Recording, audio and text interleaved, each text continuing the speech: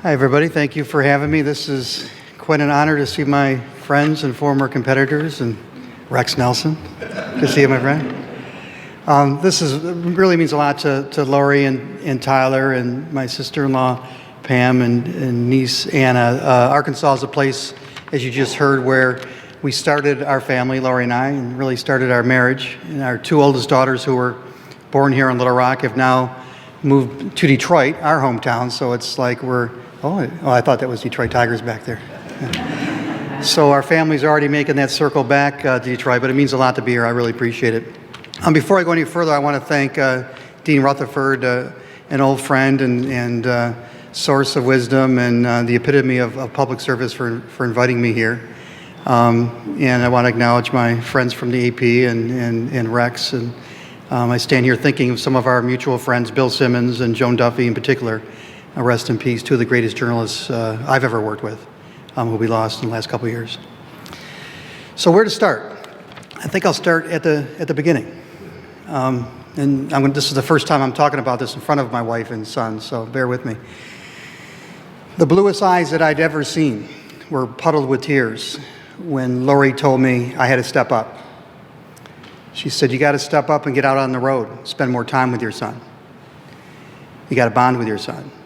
Step up and get him outside of himself and outside of the house, out in the world, and do things that we had just learned weren't just uncomfortable to him, things like shaking hands and looking people in the eyes, having a conversation, but were actually unnatural to him."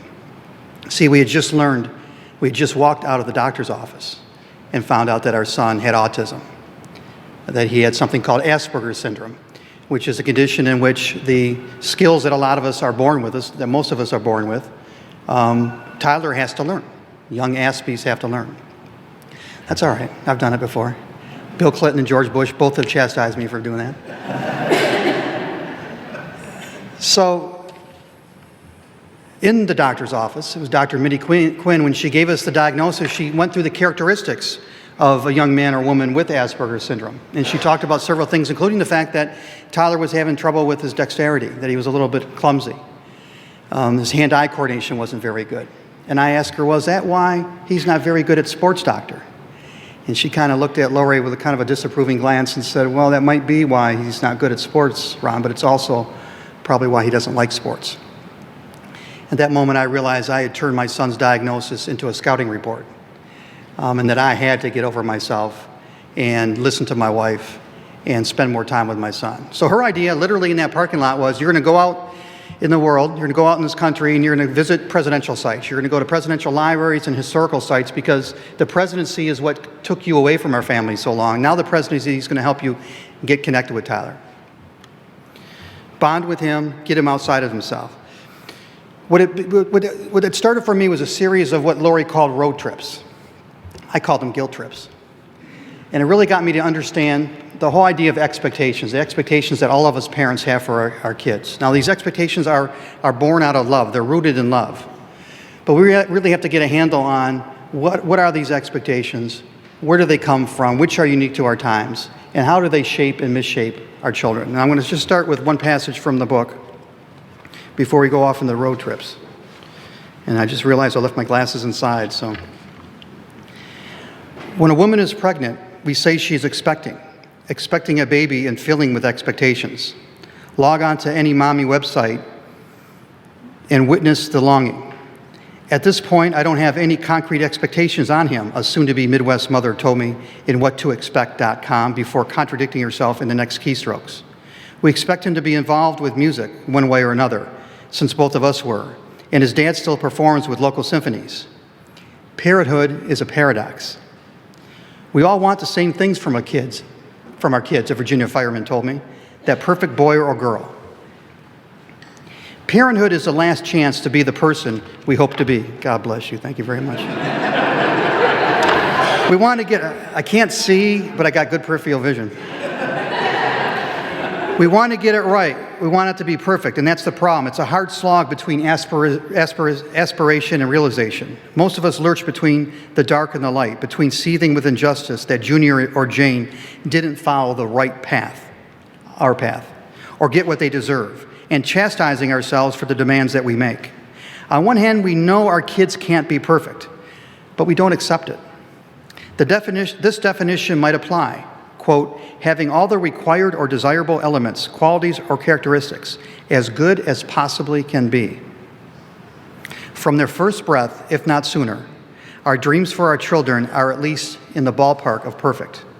Because great grades, championship trophies, lots of friends, and professional success lead to happiness, right? Actually, no. When a parent's expectations come from the wrong place and are pressed into service of the wrong goals, kids get hurt. I discovered this late in my job as a father. So I didn't discover this until my wife, with those beautiful blue eyes filled with tears, said, get out on the road and take your son out and do these road trips. So we went to several places, 8 or 9 different places. One of them was here.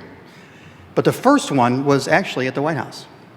A few weeks after Tyler was diagnosed, we got an invitation to the White House Christmas party, the annual party for the media. And normally I would take Lori, took my mother, took my mother-in-law. This year, Lori hands me the invitation and says, take Tyler.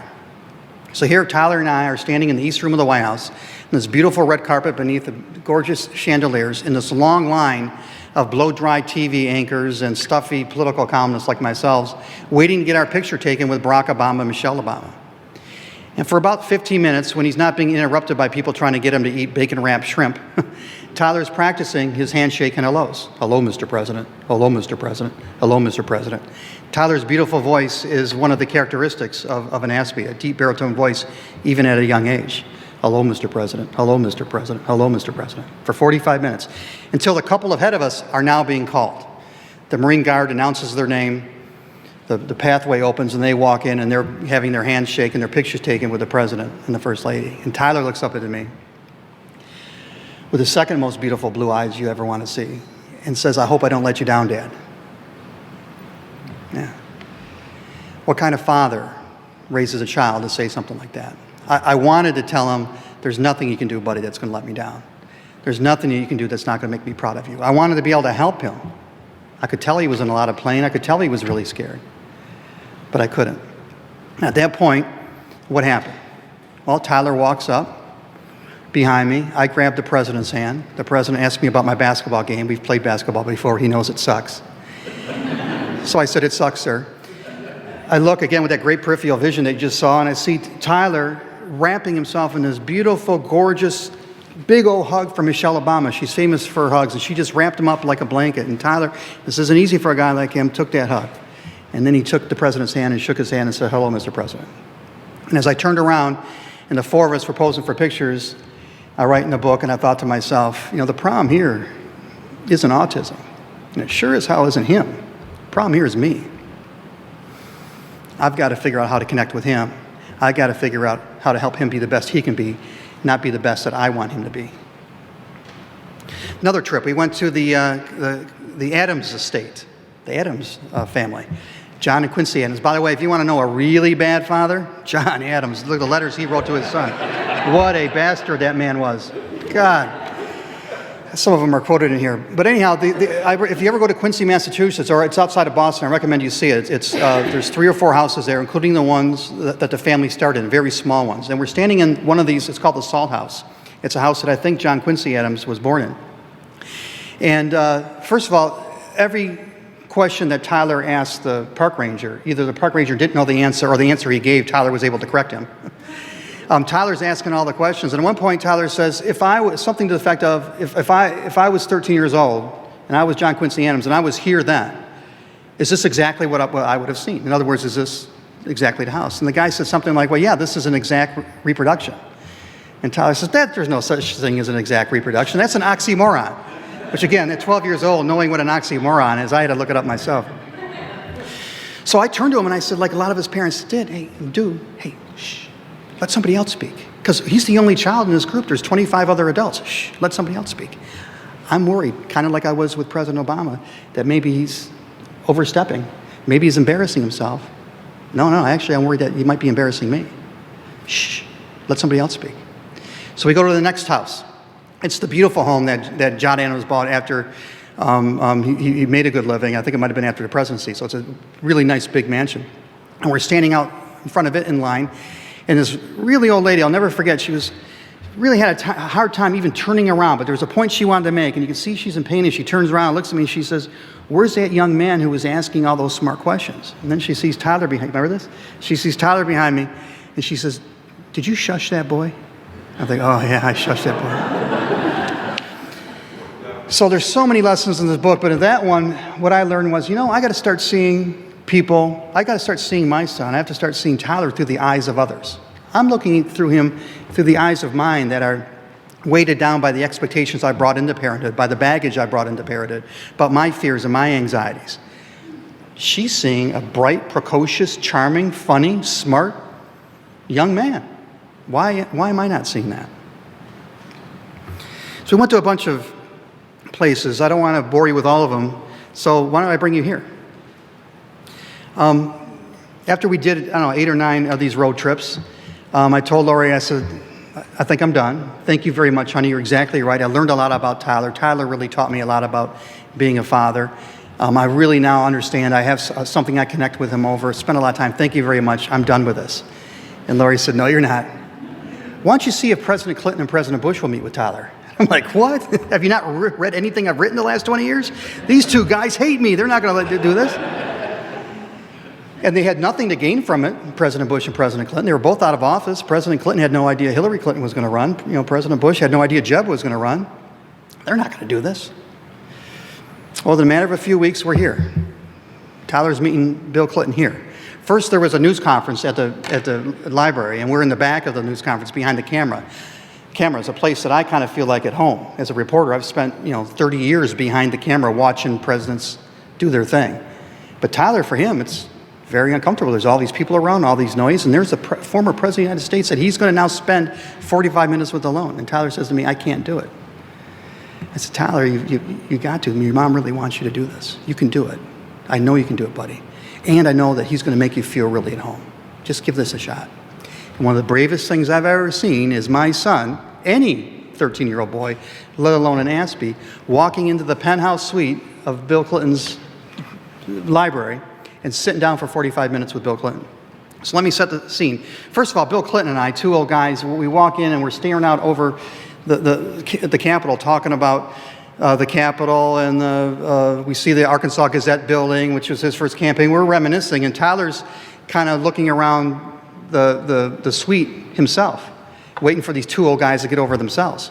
And at one point, he breaks up our droning on and says, "There's 2 polar bears fighting." I said, "Excuse me, son?" He talks even faster than I do. "There's 2 polar bears fighting." I said, "Excuse me," and Bill, I don't know why that's significant. And Bill Clinton perks up. He says, "Yeah, isn't it unusual to see 2 polar bears fighting? It's really hard to find a photo of 2 polar bears fighting." And Tyler says, "Yeah, it's really hard." And I'm thinking, there's only 2 people on the face of this earth who would know that or give a shit about it: Bill Clinton and my son. And Bill Clinton then takes this picture of 2 polar bears fighting off of his shelf and hands it to Tyler. Now, it turns out to be a book. By the way, a book it was part of the library. It had the stamp on it. And he gives it to Tyler. And Tyler, of course, he's raised by his mother. "No, sir, I can't take this book." And Clinton says, "No, you're going to take it." And Tyler holds it close to his chest. Before we left, Bill Clinton took off of his shelf a 1919 edition of Teddy Roosevelt's letters to his children. I recommend you get this book off of Amazon. It's incredible. You talk about a dad who really did get it right, who set high expectations for his kids, but let them find their own path to those expectations. TR had it. And he wrote to Tyler from one fan of TR to another, because that's something that Bill Clinton and Tyler have in common. Their favorite president is Teddy Roosevelt. Exactly. So then we sit down. And it's Tyler, my son, 13 years old, Aspie, sitting there with Bill Clinton, one of the most prolific politicians of our times. And I'm off to the side. I keep my mouth shut for once. I noticed at first that Tyler is gripping the arms of the chair really tightly. His knuckles are white. He's gripping it so tightly. Then I noticed after about 10 minutes, he's nervously doing circles on the chairs as he's listening to Bill Clinton. Then about 10 minutes later, I noticed he's nervously drumming as he's listening to Bill Clinton. Then about 10 minutes later, I noticed he puts his hands in his lap and he's listening to Bill Clinton. Then by the time Bill Clinton's just about done, Tyler crosses his legs. And at that moment, with his hands in his lap and his legs crossed and his back straight, he had the exact same posture as Bill Clinton. And I'm not going to go into the meeting with George Bush. I don't have enough time. But Tyler started the meeting with George Bush with that posture. I literally watched my son grow up in front of my eyes as he slowly put on the mantle, slowly put on the uniform of a young adult by watching Bill Clinton. Now, the interesting thing about that meeting, did I mention that Bill Clinton was talking that whole time? So he starts by saying, so Tyler, my staff tells me your favorite president is Teddy Roosevelt. And then off he goes. Now, any of you have heard Bill Clinton talking about Teddy Roosevelt, it's brilliant, because Bill Clinton, unlike anybody else, can compare our times with Teddy Roosevelt's times, his presidency with Teddy Roosevelt's presidency, and he's giving this great dissertation that I'm taking notes on and really fascinating by. And I want to read that passage if I could real quick. I want to put these on. Thank you, whoever brought them. So this is up in the suite here, across the way. After 45 minutes with one of the world's most famous men, Tyler now sat with his hands folded calmly in his lap, fingers intertwined and knees crossed, mirroring Clinton's posture. Relaxed and confident, I thought, he's growing up before my eyes. And now I felt guilty for all the worry, the doubts that I harbored about Tyler. Damned if my stomach didn't tighten again. Clinton's monologue had shifted from one obsession to another: coral reefs, leadership, polarization, gridlock, terrorism, national service, the joys of being a governor, the perils of the new media, and the broken business model of book publishers. It was brilliant, fascinating material for a journalist like me. It was a tad boring for Tyler. Clinton didn't seem to notice or care, which struck me as odd because I knew better. I knew that Clinton is wired to connect with people, large masses of people anyhow. But here he was, spewing mind magna, which was a phrase early in a book that an Aspie had used to describe himself. Here he is spewing mind magna, obsessed with certain topics, dominating the conversation, misreading his conversational partner. Could it be? No, of course not. But still, I wrote in my notebook, is Bill Clinton an Aspie? Suddenly, I saw Tyler in another light. If the man who made empathy his calling card, I feel your pain, can miss obvious social cues, why worry so much about my son? There is no perfect social animal, not even Bill Clinton. Maybe the autism spectrum is broader than we care to admit, and we're all on it. I thought of something Andrew Solomon had written in Far From the Tree, his book about parents who struggle with their children's uniqueness. Quote, though many of us take pride in how different we are from our parents, Solomon wrote, we are endlessly sad at how different our children are from us. I decided right there in Clinton's suite, never again to regret Tyler's uniqueness. So, what else can I tell you about that meeting? Maybe something that is on point to what the school is all about. Think about why Bill Clinton did this. Think about why George Bush did it. Again, neither one of them had anything to gain. And I guarantee you that week, Tyler wasn't the only young man or young woman they sat down with. I guarantee you that year, there were dozens, hundreds of times, thousands of times maybe, that Bill Clinton and George Bush did good things for good people just because it was the right thing to do. And it's something that I have to remember as a journalist. I'm paid to be cynical. I'm paid to hold leaders accountable, and I'm proud of what I've done. But if I'm not careful, it's really easy for me to slip into the old habit of covering a title. It's really easy to take a cheap shot at the governor.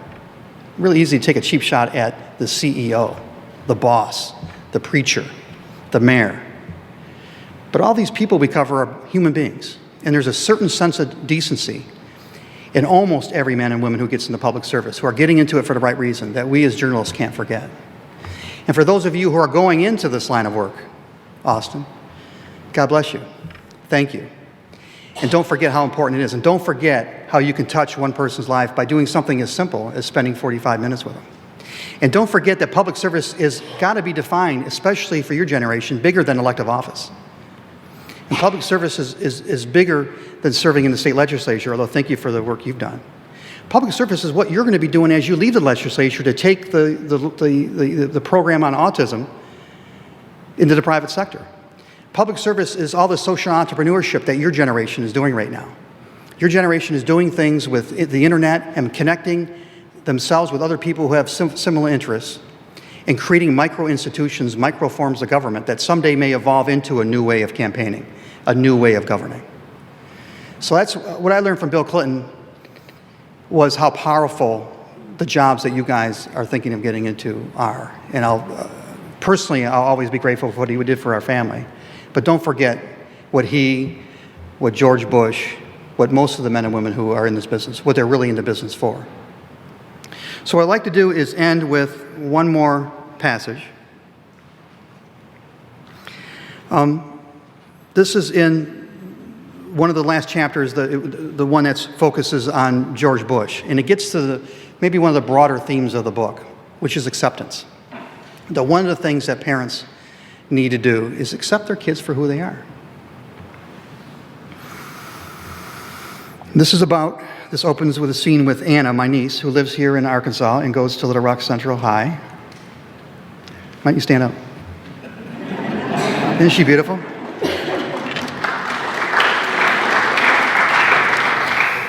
Her boyfriend's here, but we don't talk about that.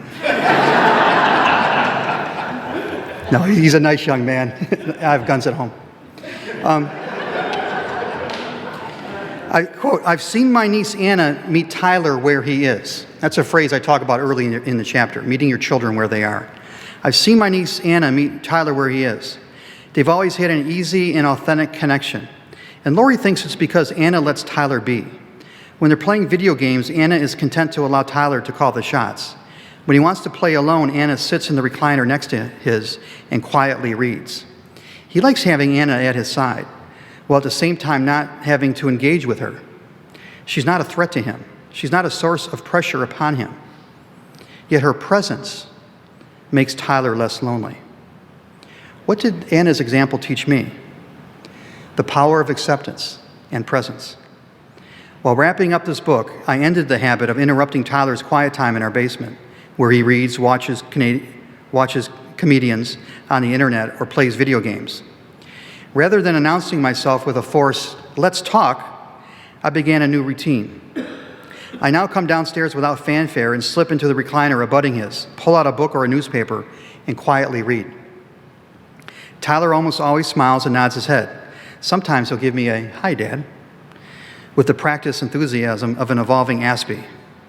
Then we sit quietly together. Thank you very much.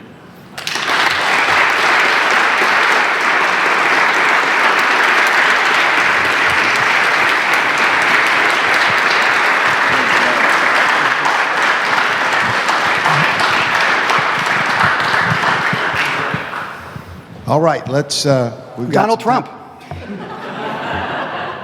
No, we can talk about that. But let's. We got time for questions, so raise your hands. And I know a lot of people are interested in this subject. But if you want to go to politics, that's fair game too. He's a journalist; he's used to it. All right, any questions? What I don't know, I'll make up. Didn't Bill Clinton used to say? Yes, Billy. Tell us how you got the name of the book. You tell. Hey, Ron, tell us how you got the name of the book. I think it's a really interesting story. Okay. In 2003, I was leaving the White House beat, and there's a tradition that goes back several presidents. Bill Clinton used to do this too, that when you left the White House beat, a veteran correspondent, the family came in for a quick meeting with the president. And ironically, for a book that deals with, among other things, the work-life balance that we all struggle with, there's tradition is an acknowledgement of the sacrifice that the spouse and the kids make while you cover the White House. So in we come. We're standing in front of what looks like a wall, but it's a secret door that opened up. I was the only one who realized it was a door. And all of a sudden, we're staring at this expansive Oval Office that just has the president in it and I think one or two aides, which even to me was jarring because usually that room is filled with people when they let the press in. And in we walk, and we know this is going to be really quick, and we're trying to line up for photos and be as quick as we can. Tyler's 5 years old. Now, this is many years before he was diagnosed with autism. And we knew how precocious and funny he was. But in this setting, we had that old feeling, that knot in the stomach I was talking about. Because Tyler's going on and on about Barney. He walks to the bar. "Where's Barney?" Barney was Bush's dog. "Where's Barney?" Then he starts going on and on and on about Barney, telling Bush things about his dog that I'm sure Bush didn't know. And then he segues to Fala. I'm sorry you're being embarrassed, but you were real little then. Okay. Then he segues to Fala, which was Roosevelt's dog, and he's telling poor George Bush stories about Roosevelt's dog that I'm sure George Bush didn't know. Franklin Roosevelt probably didn't know these stories. And I got that knot in my stomach. I'm worried that he's wasting the president's time. He's going to embarrass himself. He's embarrassing me. And as the family's walking out of the Oval Office, President Bush, who's very intuitive in a room, grabs me by the hand, looks me right in the eyes, and it's kind of a presidential directive, and he says, "Love that boy." Now, I don't know what he meant by that. It could have just been a matter of faith. It could have been something he says all the time.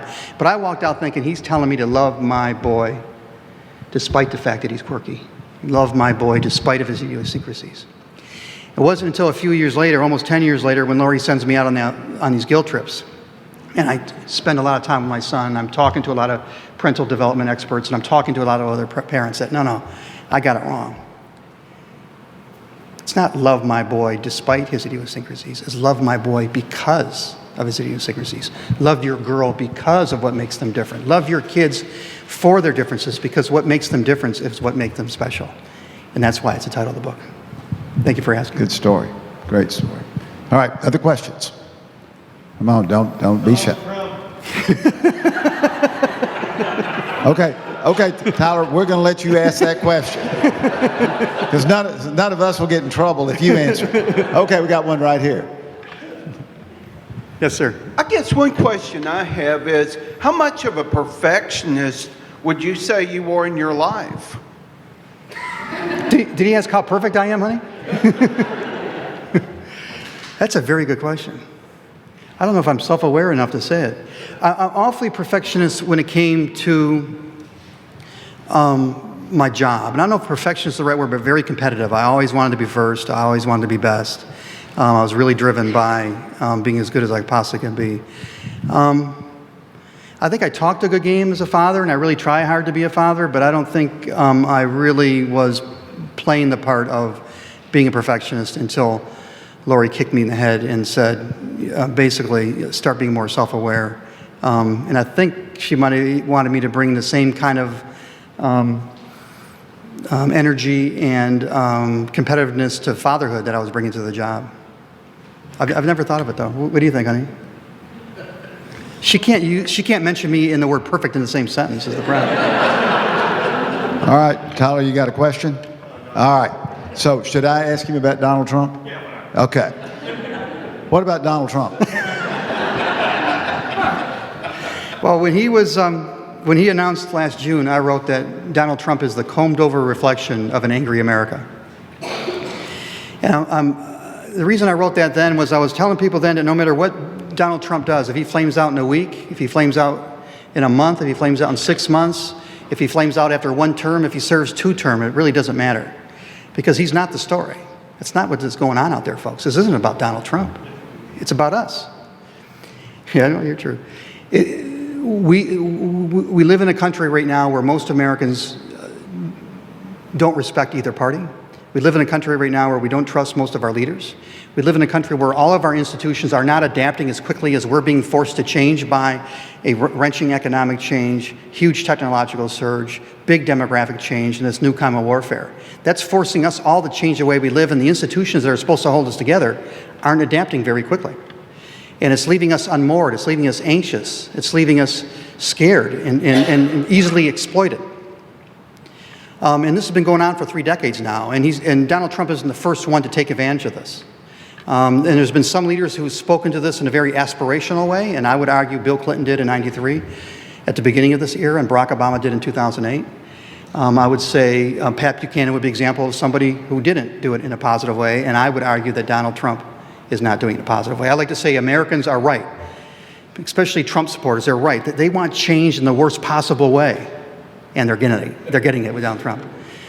So, look, I don't know what's going to happen. I'm not a fortune teller. Last prediction I made as a pundit was that Bill Clinton, my governor, would never become president. Yeah, I told him not to run. So. Yeah.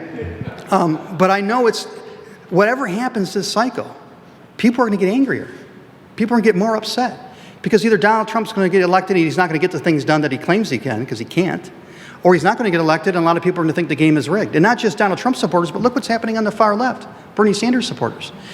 There's this huge populist surge with even people who are voting every election, Republican or Democratic. They're only doing it because they hate the other side really bad. We're voting against people. We're not voting aspirationally. And we're not going to be the country we need to be unless that changes. So what's going to happen is what happened the last time we had this kind of change in our social change. Again, this is Bill Clinton's, how he thinks. He's the one who first told me this. That's why Teddy Roosevelt was so great, because Teddy Roosevelt's time, this is what he was telling Tyler, Teddy Roosevelt became a leader in his country, first a police commissioner, then a governor, and then vice president and president, at a time of huge economic change. We went from an agriculture economy to an industrial economy almost overnight at about when he was taking power. Huge technological surge. New technologies that were making life simpler on one hand, but much more complicated. Take the car, for example. Great thing, right? Democratized mobility. You know what happened about between 1910 and 1920? A huge spike in teenage pregnancy. Because for the first time in humanity, boys and girls could do God knows what outside of their parents' household. You had big demographic changes like we're having now that created anxiety. And you had a new kind of warfare like we are having now. It took a couple generations for the institutions to change and for government to change and for one party to completely change. Actually, both parties changed quite a bit between 1900 and World War II. And that's the period we're going through now. So until we get it right, we're going to have people like Donald Trump trying to exploit it. That is the longest answer I could possibly give on Donald Trump. Yeah, Scott. Well, here comes the microphone that we got to get for recording. This is Scott Trotter, one of your nemesis? No, Scott is, no. I'm just Great kidding. reformer in Arkansas. I was going to say a source, but I don't know if I can out people as a source on it. I love the work you've always done here, Scott. Thank you. Thank you. In a sense, you and I participated in quite a few news stories in the past. We did. Yes, sir. I was wondering, just because of where you sit and all the involvement that you have with other reporters and so on, what's the thinking in the Washington reporting community? We don't think. Okay.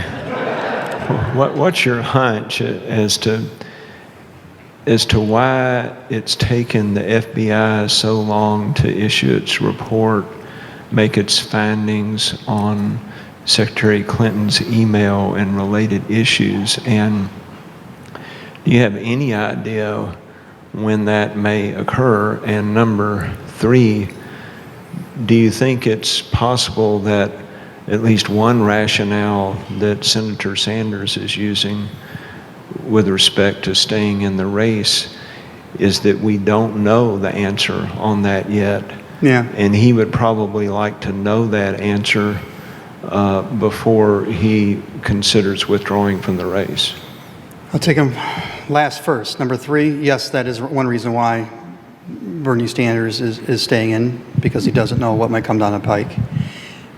On your second one, no, I have no idea what the FBI is going to do, and anybody who pretends they do is lying, or they're on the FBI task force and they're not talking to you. No. Editorial from Tyler. On the first one, why is it taking so long? It's a complicated answer. The first thing is Secretary Clinton and her people dragged their feet in handing over the documents to the FBI. So it took a long time before they could start their investigation. Actually, the State Department, which is controlled, obviously, by the Obama administration. And that's not just my opinion. A federal judge appointed by a Democrat has said this is going on taking way too long. But also, federal investigations, when they're done right, and when they're done by somebody who have a pretty unimpeachable record, as Comey, take time. And when you're talking about the possibility of legal action against somebody who's running for president and/or her people, you better take your time and do it right. And I've gotten criticized for saying this. For as critical as I've been of the Secretary's actions with the server, I do think that the FBI, anytime a political candidate is being investigated, there's only one, obviously, we all operate under the same law, and we don't play favorites in this country. But we have to be extra careful before we issue an indictment against somebody who's running for election, especially a presidential election, because we don't want to be a banana republic where we're using the law to intercede in elections. So they're being extra careful. It's a complicated case, and they didn't get all the evidence in a very easy way, and that's why it's taken this long. My understanding from my few sources around it, this was going to be a May or June thing anyhow, so I'm not surprised we still don't have it. But there's a lot of people wondering when it's going to finally come out. Did I answer your question? Any other question? Yes, Austin. Oh. What do you think, governor or senator? I don't know. You discouraged him from running for political office. No, I was saying did I discourage you? I was trying to say the opposite. And Run for office to change the way we run That's for right, office that's is what I... Well, and I appreciate you sharing your story and sharing the snippets from President Clinton. And it is encouraging to hear you share those things. And while I don't have kids, it's also encouraging to hear your story because it is about valuing family. So thank you for that. But Thank you, sir. on a political question, what does the future look like for Ted Cruz and Marco Rubio? You know, it's hard to tell because we're in, first the cop-out and then a real answer. The cop-out is we're living in a time, because of all the things I talked about, it's really unpredictable. We don't know how this election or the next couple cycles is going to play out. Under conventional rules, both of them have a future. Both of them are young enough. Both of them have a political base. Both of them are smart enough. Both of them have a rationale to be president, that they would have a future. But I'm not so sure that the old rules apply anymore. Actually, Donald Trump is starting to show us that they don't. And some of the things Donald Trump is doing, by the way, tactically, are a really good example, I think, for a smart young candidate who's running, or even Hillary Clinton. If Hillary Clinton, I've always argued, and I made this first argument in a memo to her that I published in 2013, that she should be extremely accessible to the media, like overwhelm us with her accessibility and be all over Twitter and have a real nimble campaign, not an institutional campaign, and just let it hang out and make a mistake every day and apologize for that mistake every day and run a fearless campaign. Well, actually, that's what Donald Trump is doing. And if she was running that kind of campaign now, I think she'd be in much better shape. If I could, I don't want to leave the impression that I was talking young people out of running for service, because it's actually the opposite. I'm just kidding you. But here's why. We've had 4 generations that have been raised and are influenced by the kind of times we talked about with those 4 big changes. The founding generation, Lincoln's generation, the greatest generation, and your generation. So generations that are raised at a time of big technological, economic, demographic, and war, violence times, that influences the kind of men and women who are raised in that generation. And your generation, more than mine, is purpose-driven. You watched 3,000 people melt in towers.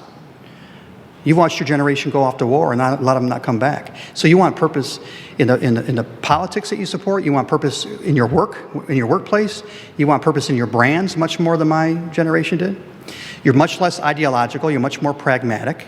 You're consensus builders. You're much less likely to be gridlock and fighting because you were raised in a sharing economy, right? When you go on vacation, you're much more likely to live in some stranger's house than I ever would, right? And give up your house for somebody else.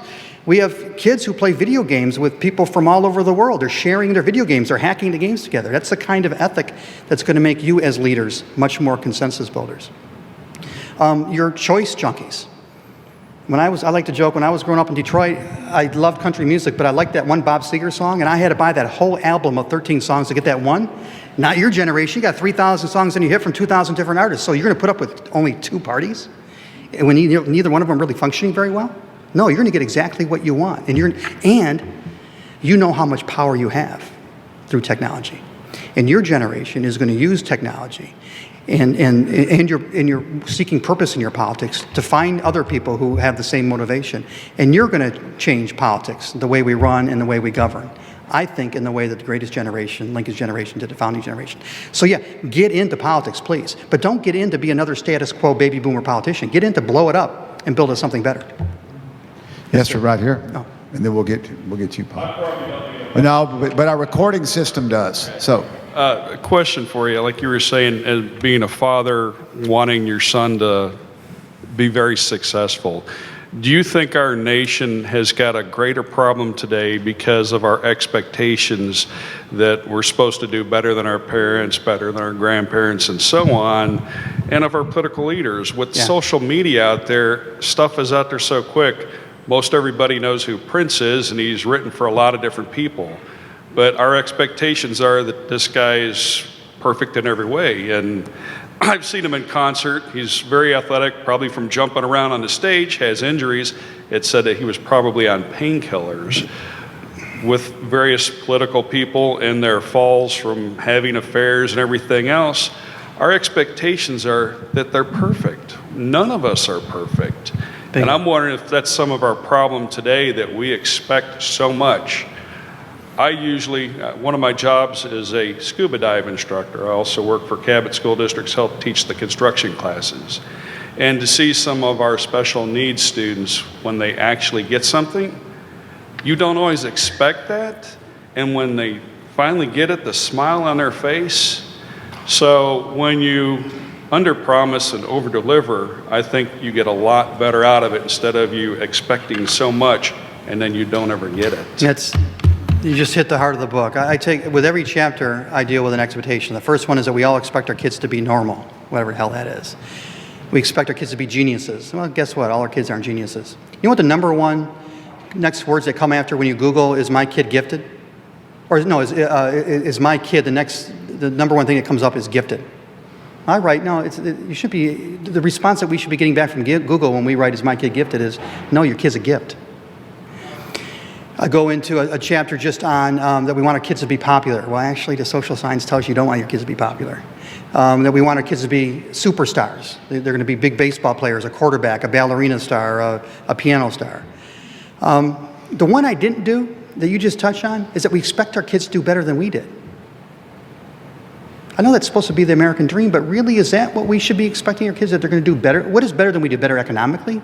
More successful job, a better looking wife, a higher IQ? No, what it should be, what we should want is for our kids, first of all, to be good, because happiness really is about doing good things that are really hard. And I've raised a very happy man. My wife has raised a very happy man under that definition. He's a good man, which makes you happy. But also, to be the best they possibly can be. Help your child find their passion. For Tyler right now, it's comedy and history. Help them find their passion and be as fulfilled in it and happy in it, but happy in a way where they're giving something back to society or doing something good that's really hard. That's what we should want for our kids. Final question here, Paul. Ron, I'd be interested in your comments about what you see the future of Detroit is. And would you agree that George Kell was the greatest Tiger of all time? He was, man. One of my, when I realized that this was going to be cool working in Arkansas and in politics, was when I realized that I could just drive up to, I forget the, Newport.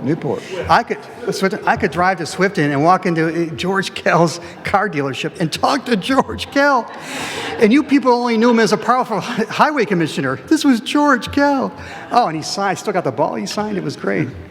So yeah, I agree with that. He's a great Tiger. It's interesting because my two daughters who are born here and raised outside of Washington now live in Michigan. One's in law school at Michigan State, and the other works for the Detroit News and lives in Midtown Detroit. Lives in a part of Detroit that when I left in '85 was a terrible neighborhood, and now it's coming back. So Detroit now, for the first time in my lifetime, and I was born in 1963. I know you probably thought '83. But I was born in '63. For the first time in my lifetime, Detroit has a chance to come back.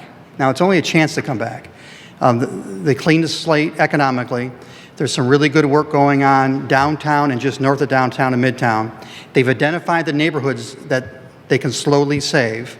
They've got a Democratic mayor working with a Republican governor, who unfortunately has really got himself screwed up over Flint. And both of them are working hand in hand with the business community. So for the first time, you have all the institutional leaders working together, which isn't happening much in our country. It is happening right now in Detroit. So if they keep it up for another generation or two, Detroit could come back. But just like our kids, if we're talking now that I want Detroit to be what it used to be, that it should be the #1 car company in the world and have 3 million people and be the home of the next generation Reagan Democrats, well, I'm imposing my expectation of Detroit. But Detroit's got to be is what his generation, what his younger generation, what my daughter wants Detroit to be. They are the ones who've got to make it come back. And it's inch by inch. For every 2 steps forward, there's going to be 1 back. And for the first time in my life, I think it's possible, but it's going to take a long time. First step, RoboCop. Yeah, really. That's a good idea. And let's thank Ron and have the opportunity to come. Let him sign your book of Love That Boy. Lori and Tyler, we're glad you're with us. Thank you all very much.